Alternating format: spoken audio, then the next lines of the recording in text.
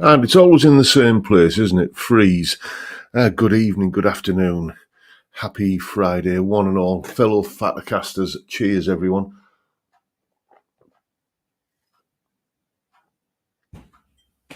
Oh, dear me. I'm on the Heineken again this evening. When that's all exhausted, let me just adjust this camera.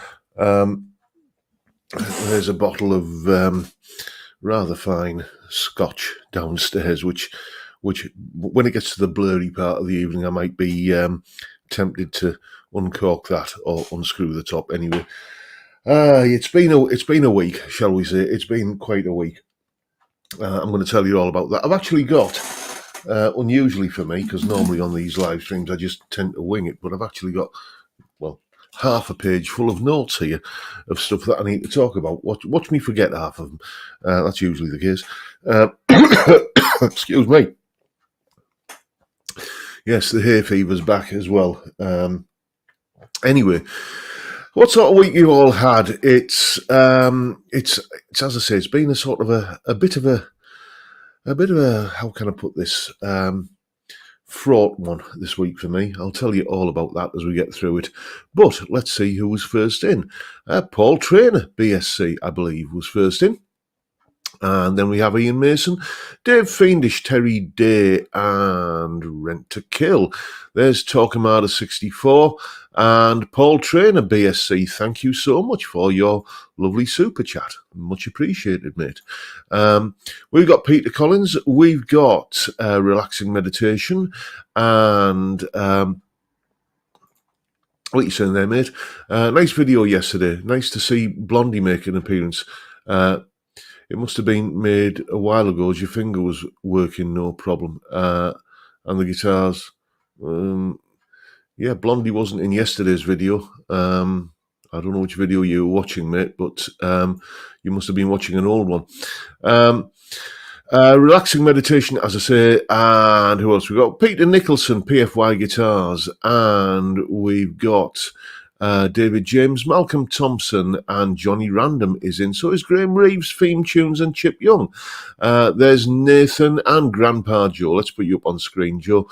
Greetings, Fattercasters. Here in the States, this Sunday is Father's Day.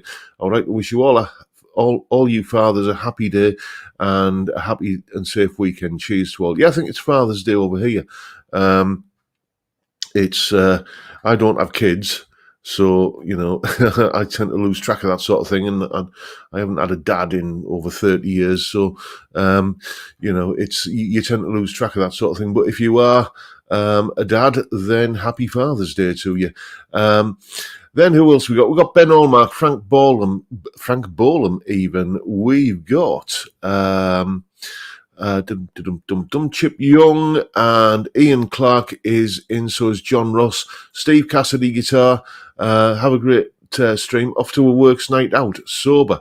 Oh, are you the designated driver, mate? Yes, I've been noticing on your live streams that you are on the wagon. I admire your fortitude, mate. But to quote Winston Churchill, I've taken a great deal more from alcohol than it has ever taken from me. Don't forget, by the way, Steve's video tonight, straight after this stream finishes, 6 o'clock. He's taking a look at a Harley Benton CST 24. Then we've got Cylon Hybrid, and there's Hannes, Tom Clark, and Malcolm Spillett is in. Who else we got? We got Dave Lewis, and we've got Jimmy James, Steve Entwistle, Deco Dude, Ian Rouse, Wilson Jones, Dr. Gomez 1 is in. So is Anton and Stuart Young. There's Stephen Hedger.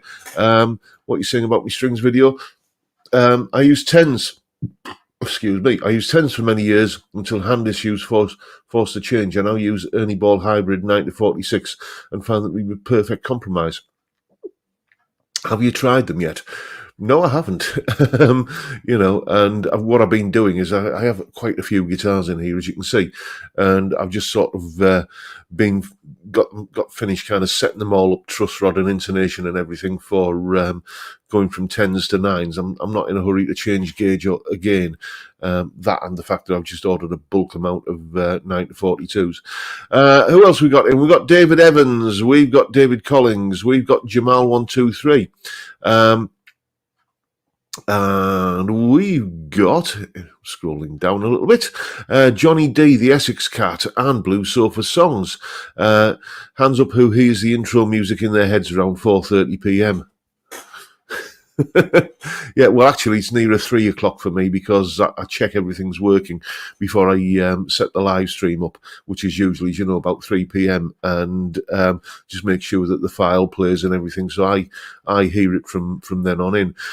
We've got Colin Falcon, we've got Phil B, we've got Vincent Brennan, we've got Farjon, we've got Savvy, we've got James Hunt, Chris Otterwell, Ron Wells, and Bald. I'm going to have to put this comment up, mate. As this is turning out to be the hottest June since records began, it's great to see everyone heeding Met Office advice to stay away from the sun.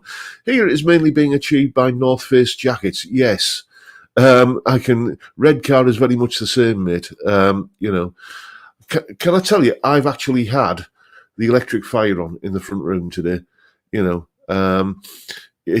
just got so bone-chillingly damp and cold that I thought, I don't care that it's June. I'm putting the fire on, and just a fan heater, But there you go. Then we've got Peter Goddard. We've got anyone else? Cal Texper and Mississippi Blues. And who else? We've got Mr. Chris 5254. John Channing, Triple Distilled is in, and we got Rubbish Guitar Bloke, Thomas Mulvaney, William Forrest, Dudley Squat, Maidenman 74, and Eric Luttinger and Jimmy James is in. So it's Sometimes Dim Never Thin. Strumming Ronin is in, Brad Dowell, Moto Takahe, and John Dixon. Then we've got Mark Grant, we've got Johnny Love, we've got, let's have a look, Pablo Hank and Bill Mumbo. Nice to see you, lads. There's Colin Falcon.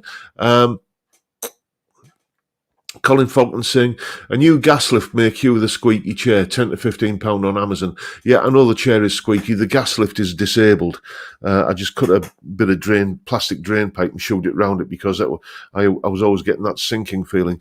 The reason for the squeaky chair is because I'm having to kind of squiggle and squirm around quite a bit because of my sciatica, which is still here, which is still kind of making its presence felt. I'm still kind of hobbling around the house with a walking stick. You can see the damage I've done to the walking stick. It's all together with gaffer tape now. But I have got an appointment to get it looked at on Monday. It doesn't take long, does it? And then we've got Jim Brennan guitar there. And who else have we got? We've got, I think that's probably it, Neil Roberts and Joe McCarthy. Nice to see you, Joe. Long time no see, mate. I hope you're doing well. And then anyone else? Is that everyone? Russell Gibson, and I think that's pretty much it. If I've missed your name there, I do apologise. If I was to linger too long on the roll call, it would take up the majority of the stream. So let's get the obvious stuff out of the way, telling you what's coming up on the channel this week.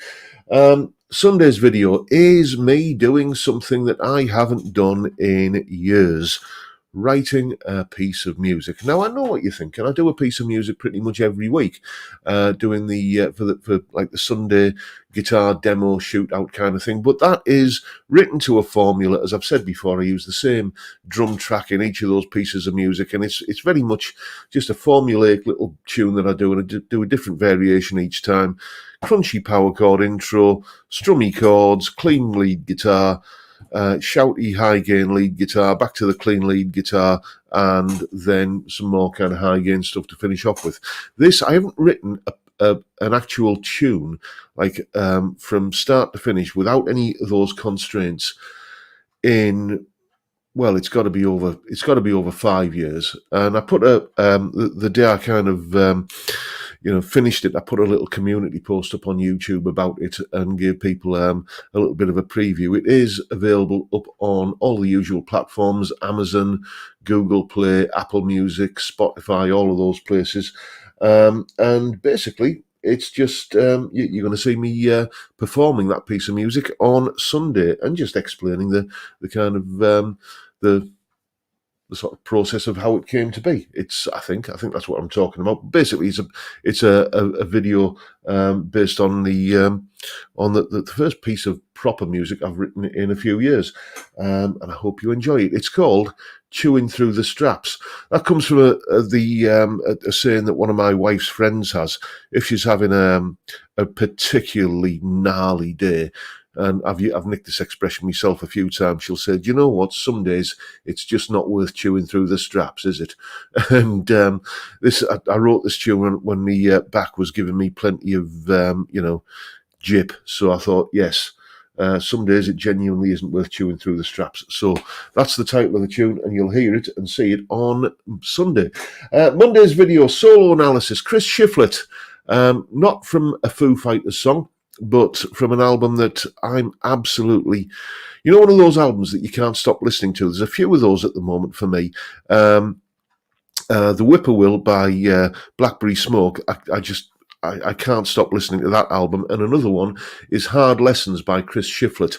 I think I described described it as something like a bit like the Eagles meet Bon Jovi meets The Clash or something like that. But it's those kind of styles. It's got a real kind of country rock kind of feel with sort of, what would you call it, kind of pop rock, kind of Bon Jovi, kind of catchy tune rock kind of sensibilities, but it's got a real sort of kind of Clash punkish attitude to it as well. If you're not familiar with that album, Hard Lessons by Chris Shiflett, I can highly recommend it. Then on Tuesday, there's a few YouTubers here in the chat.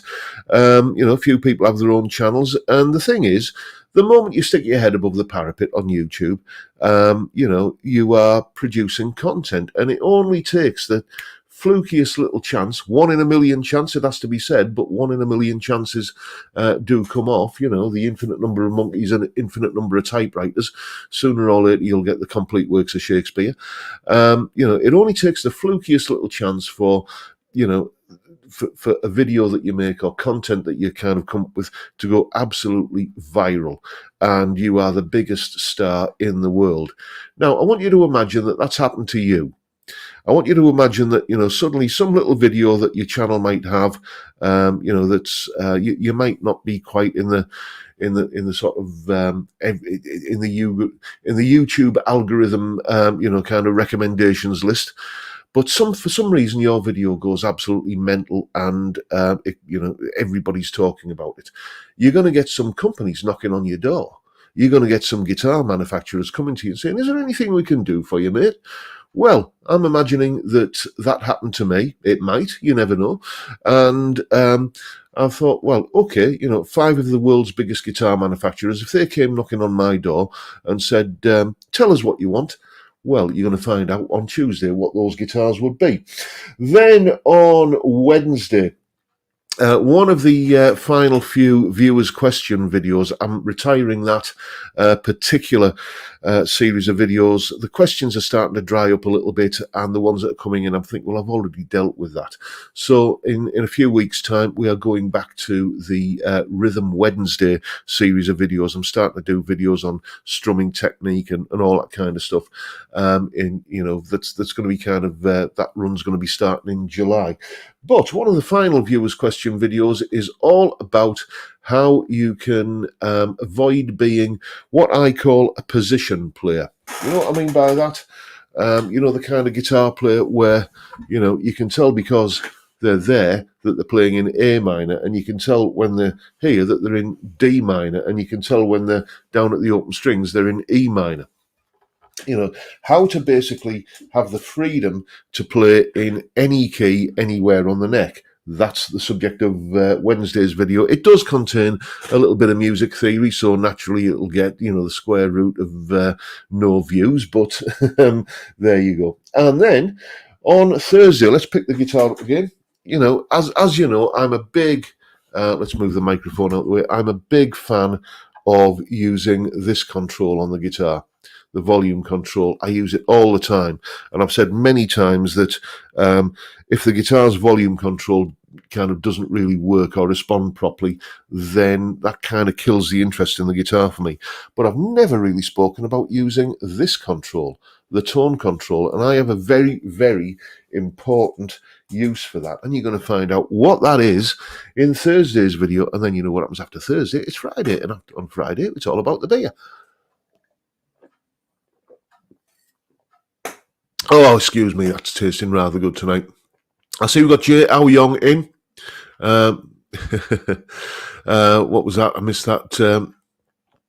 David Phillips is saying, chewing through the straps, John. No singing in that, I take it. No, there is no singing in that.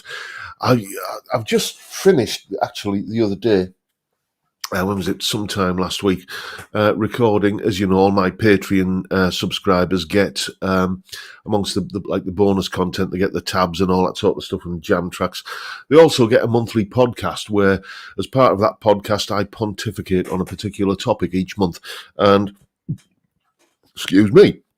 I've just finished doing the July podcast, and the topic I'm kind of putting under the microscope in that podcast is, isn't it strange how instrumental music isn't really a thing anymore? Going back to like my adolescence and childhood and what have you, into the 80s and even into the 90s, you would get big top 40 hits that had no singing. They were instrumentals. But nowadays, whenever I play a piece of music that I've done to anybody, they'll say, oh, that'd be really good. Just need some words put into it. And I'm like, no, it doesn't. It's an instrumental. Go away.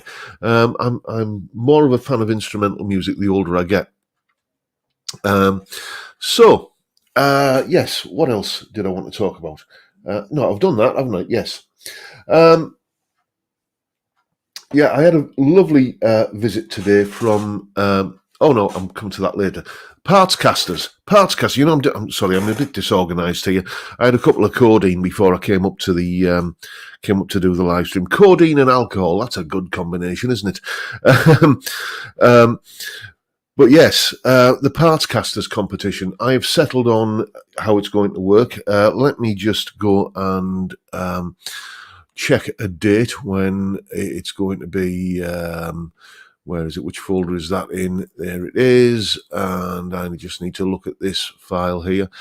Yeah, I'm going to be announcing the winner of the Partscasters competition on Tuesday, July the 9th. That is going to be the top 5 Tuesday of that particular week. Week commencing July the 8th, Monday, July the 8th, the Tuesday of that week, which is obviously the 9th, that is going to be the top 5 Tuesday topic. We're going to be looking at the pictures of the Partscaster guitars that you good folks have sent in.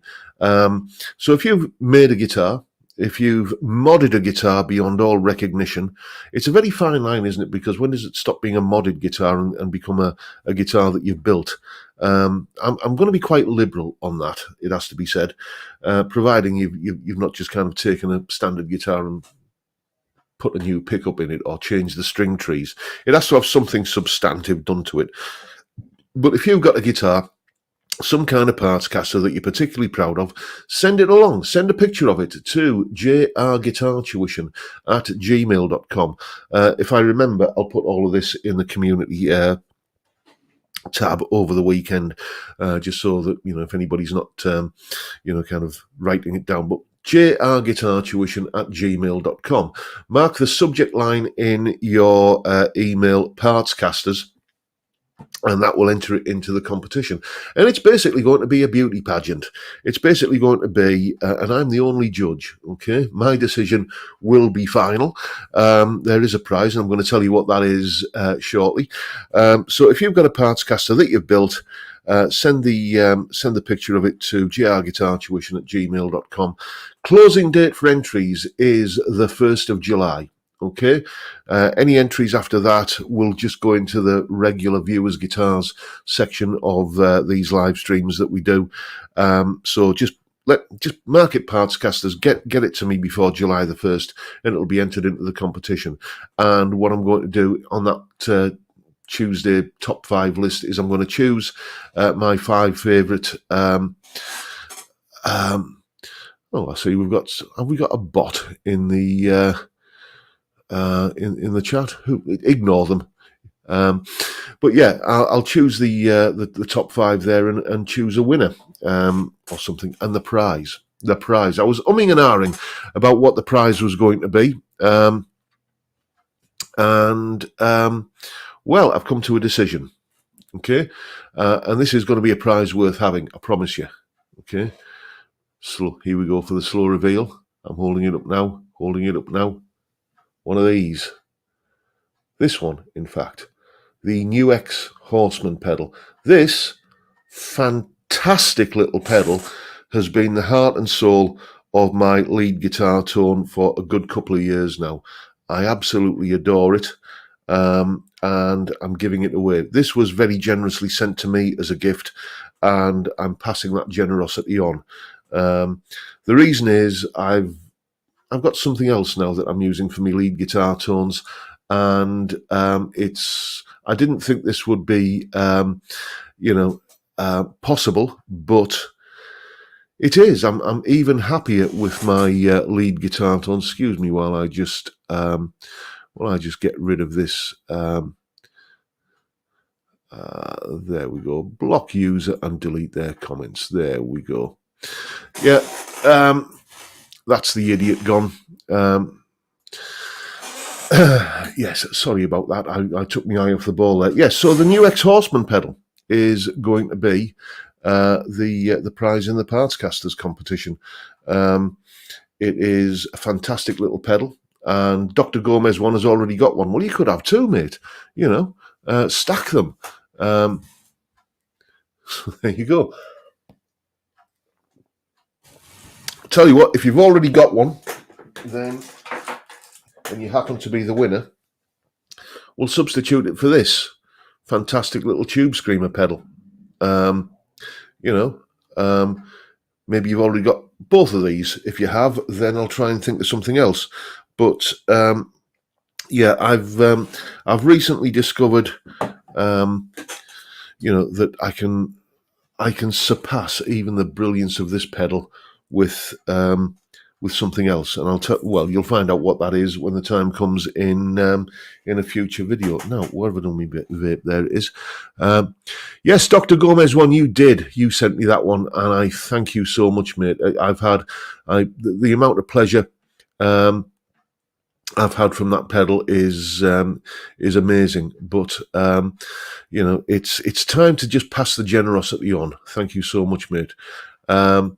And how about a copy of your book? Yeah, okay. I can do that. If you're not interested in the pedal, just let me know.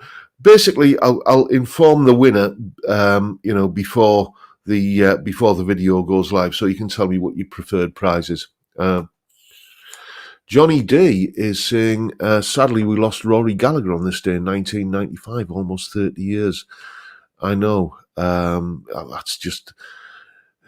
It still seems like yesterday, doesn't it? Ben Allmarks is saying, what's replaced the NUX pedal, John? Well, that would be telling, wouldn't it? You'll have to wait and see. But it's, shall we say, it's something that gives me like a high gain Marshall sound. And big surprise there, eh? Anyway, now, before we get on to talking about viewers' guitars,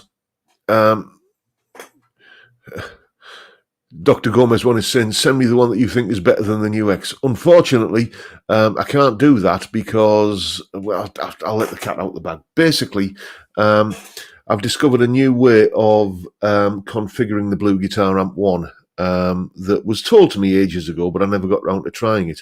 And I'm using another mode on the Blue Guitar Amp 1 for my boosted Marshall sound. And I A-B'd them and went back and forth and kind of, and in the end, I enlisted the help of my wife to say. I said, right, okay, just choose between these two, because I had some sound samples recorded on my phone, and I put my earbuds in, and I said, choose between those two, and play them to me, one after another. Just say number one and number two, and she did that. Went back, and I chose number two, and number two was the one that wasn't the new Ex-Horseman pedal. So. In a blind, unbiased test, I kind of I leap the other way.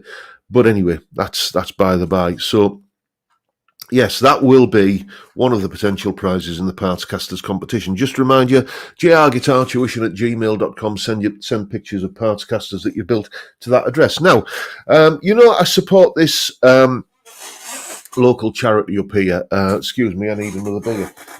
Called Zoe's Place. What they are a hospice that give end-of-life care to children under 5 with life-limiting illnesses.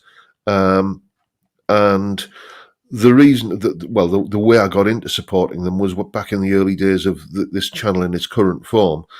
I needed guitars to review. And how am I going to get those? Well, I did a GoFundMe to raise funds to buy guitars, and it didn't seem right to keep them. So in the end, the thing was, I bought guitars with the money from funds from the GoFundMe, and then either the guitars or the proceeds from the sales of those guitars went to Zoe's Place. They're a small charity in this part of the world. They have other branches around the country, but they. They don't have the profile of something like a Red Cross or Save the Children or something like that. So that is why I supported them. Anyway, a couple of generous souls donated guitars. There was a Glary Strat that had been donated. Good old Glary Stratocasters. And that Black Star travel guitar. And anyway, the nice lady from Zoe's Place finally turned up today to collect the guitars. They've been having, they're a busy bunch of people there, so they haven't been able to come around and pick them up. And they were, Joe McCarthy's off. Got to run for an appointment. See you next time, Joe. Anyway, they invited me to go and do a bit of a visit and kind of get some footage there and, take some pictures and do a bit of publicity and stuff like that. And because I've got, shall we say, mobility issues at the moment, I had to politely decline for the moment. So they sent me a PDF that I said I would share with you chaps this evening, just to kind of let you know exactly who Zoe's Place are and what they do. So this is, let's zoom in. Can we zoom in on this? How do I do this? There we go. Right. Okay. Yes. What we do, we are the only UK hospice that cares specifically for babies and children aged 0 to 5 with complex needs or life-limiting conditions. We help them embrace their childhood through therapy, play and sensory experiences. Our holistic approach supports the whole family, giving everyone peace of mind and the help they need. How do we do it? Our nurse-led team across sites in Liverpool, Coventry and Middlesbrough expertly deliver individualised, tailored care. We support children through their challenges, providing opportunities for them to enjoy their childhood. Why we do it? Because all children and their families should be able to live life to its fullest. Can you think of a worthier cause than this? It costs £1.5 million a year to keep our hospice open. How could you support us? However you choose to get involved, and then there's basically all kinds of ways that you can help out there. Whether it's running a marathon, hosting an event, or organising a bake sale in aid of Zoe's Place, every effort counts. And I want to say a massive thank you again to the very generous souls who've donated guitars that they can use as raffle prizes and and to sell on and stuff like that. They are pretty much the definition of the worthiest of worthy causes. They also provide, as you can see here, bereavement support, which is unfortunately part of the necessity of the kind of families that they're dealing with. And what else can we say about Zoe's? Where did that go to? Activities and therapies. We focus on engaging children in a spectrum of stimulating activities. This includes painting, reading, singing, dancing, and more, offering a diverse range of experiences. Our nursing team also arrange outings to parks and local attractions, enriching their time with varied adventures beyond the hospital walls. And it goes on. What I'm going to do is I'm going to put a link in the chat to Zoe's place in Middlesbrough. So if you want to go and check out any more of the activities they do, then you can go and do so in your own time, basically. So let me just get this link and I'll post it in the chat. There we go. You might remember that myself and Lammy and Steve Cassidy did a charity single for them last Christmas, and I would like to be able to, it's in the chat now, guys, I would like to be able to do that as an ongoing thing. Maybe we'll start thinking about next Christmas, in a month or two's time. Well, maybe we'll get to sort of September and we'll start thinking about that. But a fantastic cause, and if you're in a position to support them, then please, I urge you, do so. It is they do such good work, and they are, they don't have the profile of like your big charities, your national charities, NSPCC, Save the Children, cancer research, all those equally worthy causes. But these guys are, they are just one of the smaller fish in the pond. So I would like, if you can, to encourage you to go and give them, show them a bit of love, please. And hopefully, once my back's a little bit better, I will be able to go along and make some content there and just kind of show you what sort of stuff they get up to. Blue Sofa Song saying we could do a Live Aid type song with everyone on it. I'm up for that in principle, mate. I'm not sure how the logistics of it would work, but yeah, we could definitely do that.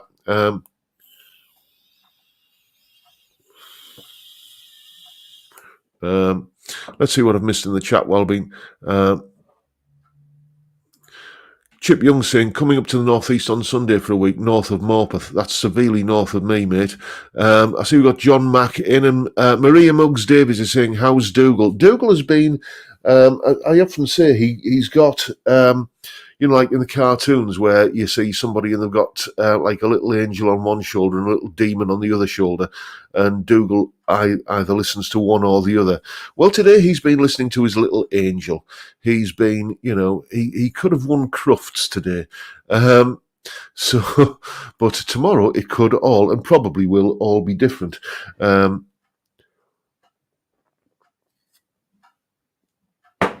Anyway, viewers' guitars time. Shall we have a look at some viewers' guitars? Let me go and get the viewers' guitar picks up.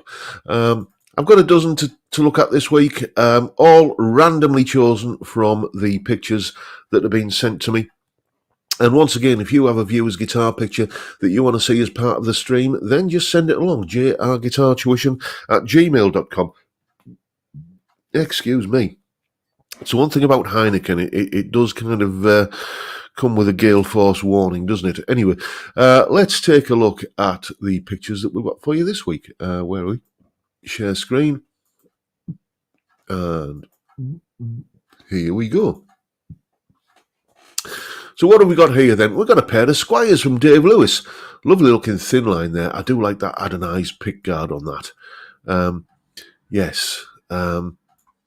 I am sort of gassing a little bit for a thin line telly, and then a lovely Esquire there. I'm sure Esquires are, people kind of talk about how what a great, sort of visceral experience they are, but I just miss the neck pickup on a telly. I really do. But I understand that the attraction, that sort of simplicity of like a Les Paul Jr. kind of vibe. Let's see what's next.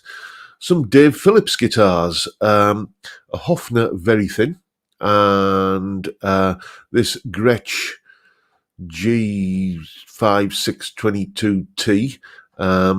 which is essentially, this is, the centre block model. So it's kind of like a thin line, almost like a Gretsch version of a 335 or something. And then this lovely Gretsch Electromatic Project. I think this is the one.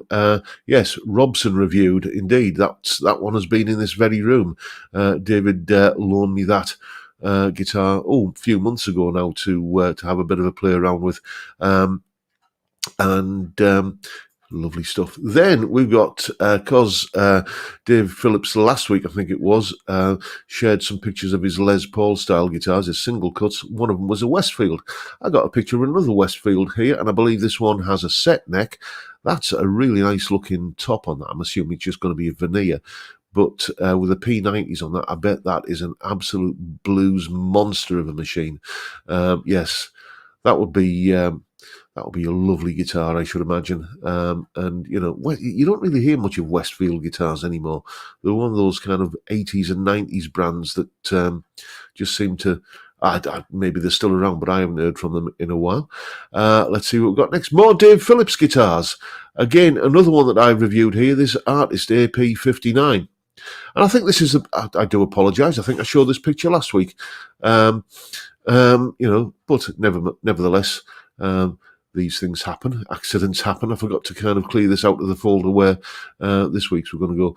But anyway, Artist AP59, lovely guitar.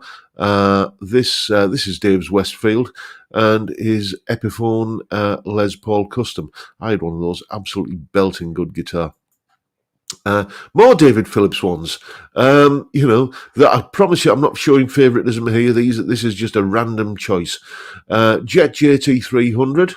Harley Benton TE62 and a Harley Benton TE62 double bound, I imagine the DB stands for. Then we've got one from Ian Mason, an Ibanez Premium RGT 1270 PB. If I have a pet grieve, it is the fact that, just give something a name, not like an RG1270 PB. It sounds like the name you'd give to a fax machine, doesn't it, if anyone remembers those? Not my cup of tea, that kind of guitar, it has to be said, the Floyd Rose and everything, but it does look like a particularly fine example of the breed, it has to be said. Then Gel Hinks, some more tellies. A 2006 Highway 1 telly and one from 1985-ish, made in Japan. And I believe you said you'd replace the neck pickup there with a mini humbucker. That's another thing I haven't really got at the moment, is a guitar with mini humbuckers or filtertrons. Might have to do something about that. And then, oh dear me, John Dixon's Harley Benton Offset. Yep. It's an ugly duckling, isn't it? It has to be said. It's the Harley Benton Moss Wright copy. And peculiarly, I think the left-handed version looks better. If you could get one of those, like the left-handed body, but kind of reconfigure it as a right-handed guitar, it might actually, kind of look a little bit more aesthetically pleasing to me. I've said before that Moss Wright guitars are not my cup of tea aesthetically, but if it's a guitar you love, mate, then that's all that matters. Then Neil, a local chap to me, I used to teach his son.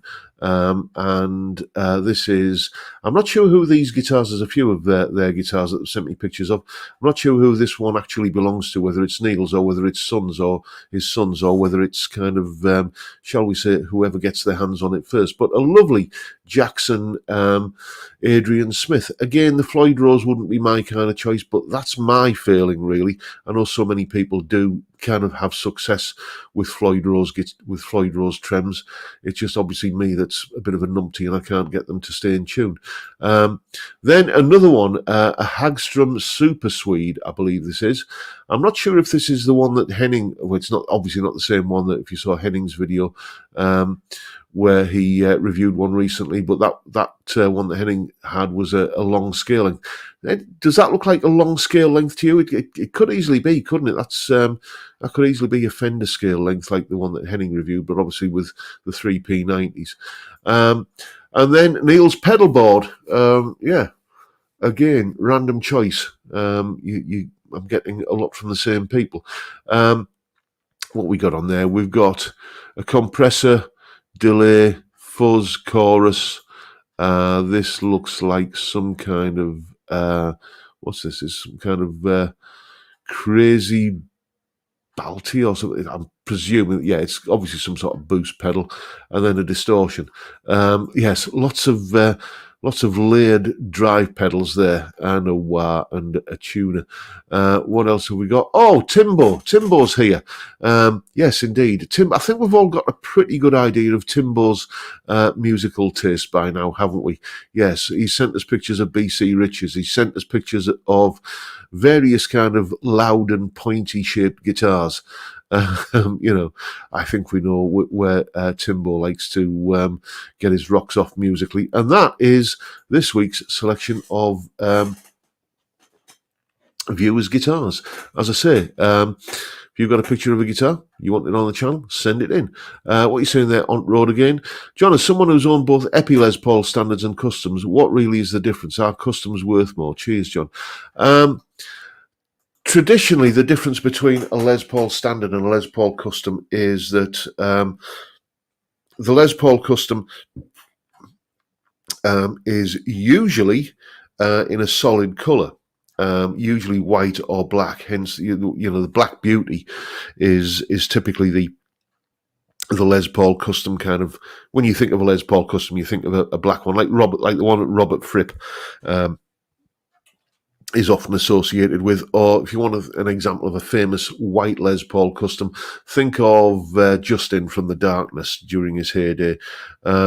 So they're usually a solid colour rather than a burst. They're double bound, which means that the back and the front of the body has binding. And they have a little bit more, there's binding on the headstock. And traditionally they have an ebony fretboard rather than rosewood.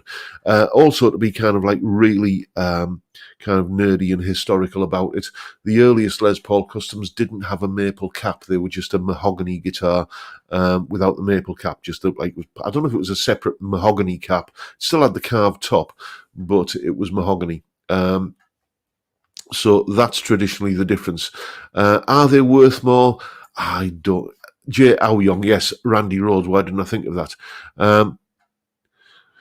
Johnny D saying, John, you need to compose a bit of sleazy music to accompany the weekly beauty parade. I'll see what I can do, mate, but I'm just afraid that it might freeze like the intro music does, and that's my downfall here. It's my puny little processor on this refurbished laptop that I do all of this kind of stuff on is straining at the leash a little bit to handle kind of music and video and stuff at the same time. We'll see. I'll see what I can do.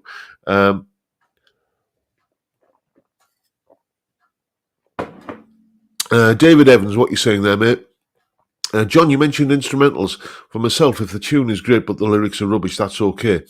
But if the lyrics are brilliant and the tune is bad, I'm not interested. It's the tune first for me. How about you? I can see where you're coming from, mate, but if there's an absolutely gorgeous tune, but the lyrics just sound like, like a cheap pound shop Christmas card. Do you know what I mean? Where it's all kind of rhyming fire with desire and, all those kind of lazy rhymes. There's a Gary Moore tune that I think it's called Someday. And it's an outtake. It appeared on the only album it ever appeared on, I think, was the Ballads and Blues compilation. And it's just like the lyrics are just so cringy that it puts me off. So the lyrics have to have some kind of. They don't have to be brilliant, but at least as long as they're not cringily bad. On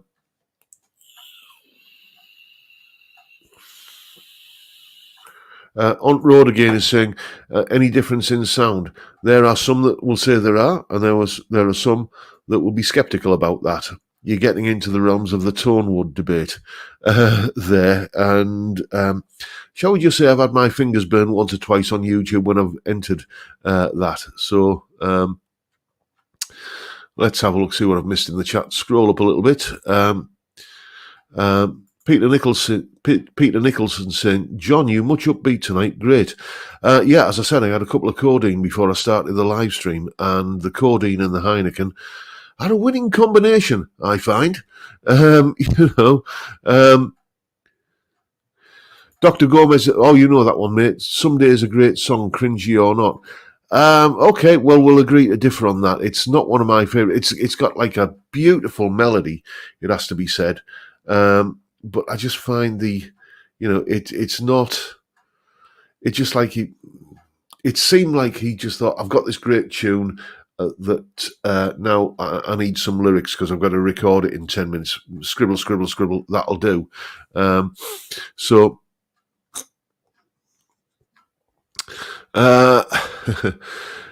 Triple X Paps is saying you could have a mini competition for the viewers to compose a little tune for the Reader's Wives segment.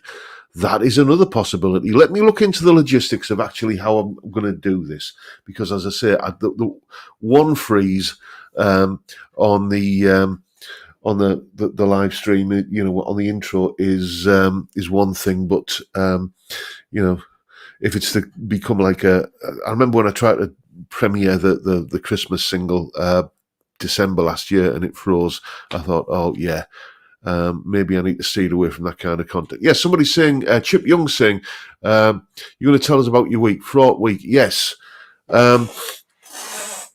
My sciatica basically is the source of that. Tuesday, oh dear me, I had to cancel all my work. Since I started teaching guitar in 1991, I've taken precisely 3 days off due to illness. One, well, it wasn't even a full day. It was half a day when I broke my finger last year. The second one was when I was in hospital, getting the finger kind of reattached and put right and everything, or as right as it's ever going to be. So that was another. And the third day off in 33 years was Tuesday this week. Getting out the shower Tuesday morning. I've been getting better. I've got the physio exercises that I'm doing, which are making the back get better. Gradually, it has to be said. But getting out the shower on Tuesday morning, I must have had my foot or my leg or something at maybe 1 degree at the wrong angle. And it was just like, kind of Thor had kind of gone kazam and sent a thunderbolt, and it felt it go down from the top of my head right the way down my spine, down into my left leg. And I said words to the effect of, gosh and damn, dearie me, fiddlesticks, you absolute bounder. That smarts a little bit. Or as I say, words to that effect. And Tuesday was just an absolute write-off of a day for me. Have you ever had pain that bad where all you can do is bend over double, hugging yourself and weeping with it? Gosh, that was Tuesday for me. And I was on the whiskey by 2:00 in the afternoon, and that helped. It has to be said. Good old Dr. Bell's magical Highland elixir cures many things. And then it's been a gradual, like Wednesday, I was able to function, if in, some degree of pain, but at least I was able to work on Wednesday. Thursday, things were quite a bit better, and I have to say that today has been, I actually had a proper night's sleep last night, and and that's made things a good night's sleep counts for a lot, doesn't it? But yes, Tuesday, just getting out the shower on the morning, it kind of knackered me for the rest of the week, pretty much.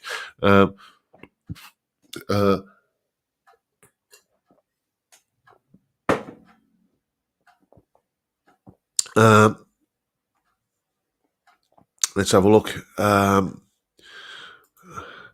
John, I see Gardner Holgate auction sold a couple of Gary Moore guitars, £20,000 plus. Knowing your love for Gary, if you had the money, would you have bid on them? What do you think? Yes. If I had, it depends which guitar it was. If it's like, some guitar that yes he owned, but it's not a guitar that you ever saw him with, or it's like maybe an acoustic guitar that he used to play on the tour bus or something like that, then, possibly not. But if it was, a Gary Moore Telecaster, a Gary Moore Strat, or a Gary Moore Les Paul, or like Les Paul Jr. or Firebird, or any of the guitars that you traditionally kind of think of Gary as being associated with, then if I had the money, God, yes. Why wouldn't I? Kevin Hartley Music is saying, had sciatica since January, so how you feel, John? Easy now, but the older you are, slower or heals. I'm in my 60s. I've had this since 1995. It first manifested itself after a gig, and where had we been playing? Residents of this part of the world will know of a particularly salubrious part of Middlesbrough called Brambles Farm. Yes, indeed. It sounds cute, doesn't it? It sounds Brambles Farm. It sounds all kind of rural and idyllic, and it isn't. It just isn't. Okay. And we've been playing this grotty social club there. And the gear had to be loaded in up a fire escape, and like one of those iron fire escapes up the side of the building. And I remember feeling a bit of a twinge of me back as we're getting the gear out after the gig, and then woke up the next morning like, oh God, what's happened to me back? Ended up going to, I'm not sure whether it was an osteopath or chiropractor or something like that, but one of these kind of guys who's like an alternative therapist, brass plaque above his front door, and you kind of go in and he's got the front parlour turned into a treatment room, and he put these, I guess it was like a TENS machine or something, he put on me back, and it kind of buzzed away for about an hour, and I came out absolutely fine, and that was it. And then I was fine till 2014. It didn't come back again, and went to the GP, went to the doctors, and they got me referred to a physiotherapist, and that sort of cured it. I've still got the exercises from the physio, who said, like, keep on doing the exercises whenever it comes back, because it will come back. And it came back at Christmas time, nowhere near as severe as, Christmas was fun.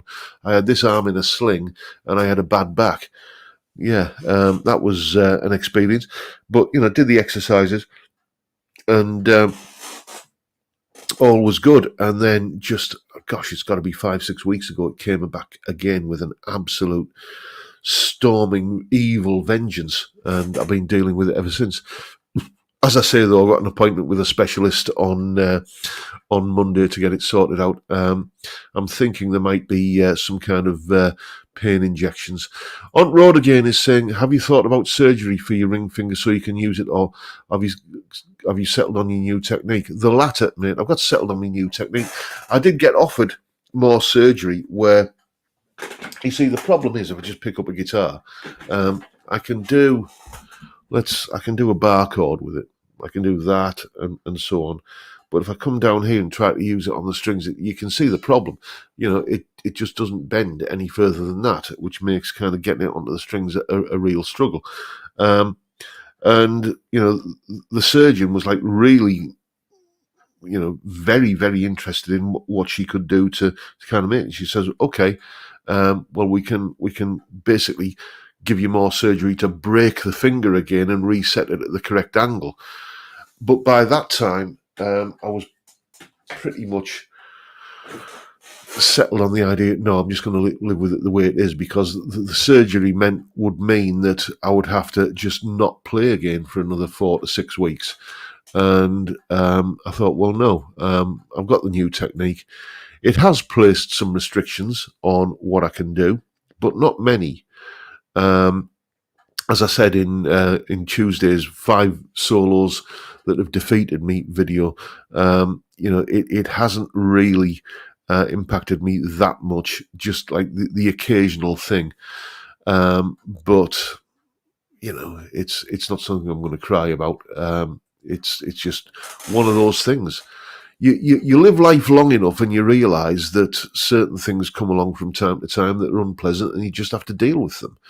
And the sooner you adjust to that, the happier you will be with life, basically. Carl B saying, any splint solutions? I did think about that, and I did get some things that I ordered off Amazon which bend the finger in a particular direction. But you know what? It's just I'm kind of settled on the way that I play now, and it feels natural. Michael Purcell is saying, do you use it on barcodes? Yes, mate, I just showed you.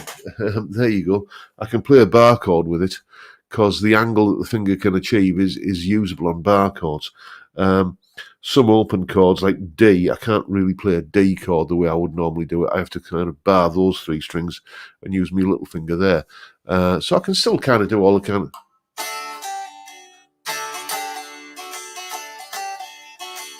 all that kind of stuff. You know, as I say, happiness is a choice that you make. You know, if I could give anybody a bit of advice on this, and I don't claim to be any kind of life coach or anything, but, you know, once you find yourself going down, oh, what if this doesn't get better? What if this means that I can't do this? And what if that means that I can't do this? And what if, and what if, and what if? Don't go down that rabbit hole. Just don't do that, because you'll convince yourself that the worst case scenario will lead to the worst case scenario, will lead to the worst case scenario. And you'll just kind of convince yourself that you know, the only solution is, you know, a bottle of whiskey and a loaded revolver. You know, just don't go there. Just think, well, yeah, I'll find a way around. Don't know what it is yet, but I'll find a way around it. And that's just the way that I've learned to kind of look at life. So I don't claim to be any kind of lifestyle guru or anything like that. That's just the way that I found an outlook that I've found works for me. So try it yourself. You might find it helpful. Can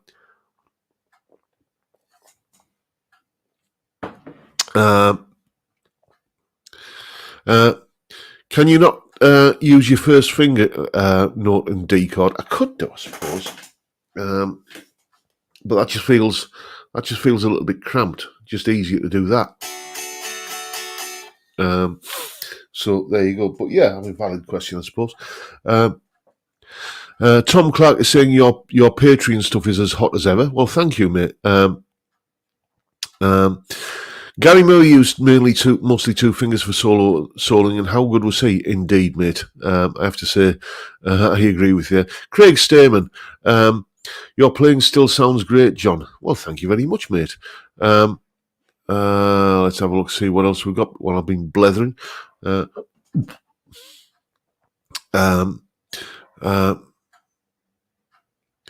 Johnny D saying, the harder I get, the older I get, the harder I'm finding to play the classic bar, B minor and A minor shape. Yeah, I don't really have that issue, mate, but, you know, find a way around it. I did. And what else we got? I think we're into the final dying moments of the game. Now, let's just see if there's any other comments I need to address before we wrap it up. Peter Collins saying, my ring finger's been like that all my life. And Michael Purcell saying, only got to see Gary at the High Voltage Festival and he was doing rock numbers and the new Celtic rock songs. Great. Yep. It's often said that with Gary, you have to be like, you know, either a fan of the blues Gary or the rock Gary. If I said blues Gary for me is sort of the one that I would go for, but I discovered him during his rock phase, so you know I'm happy either way. And that, folks, is all I'm going to do for you tonight, because not to put too fine a point on it, what goes in has to come out. I'm off to the used beer department presently. And we'll leave it there. Thank you once again for turning up and watching a fat bald lad from Redcar talk absolute nonsense for an hour and kind of drinking beer while doing so. It's been a blast, and I'll keep on doing it till you're sick of me. But for now, time, gentlemen, please.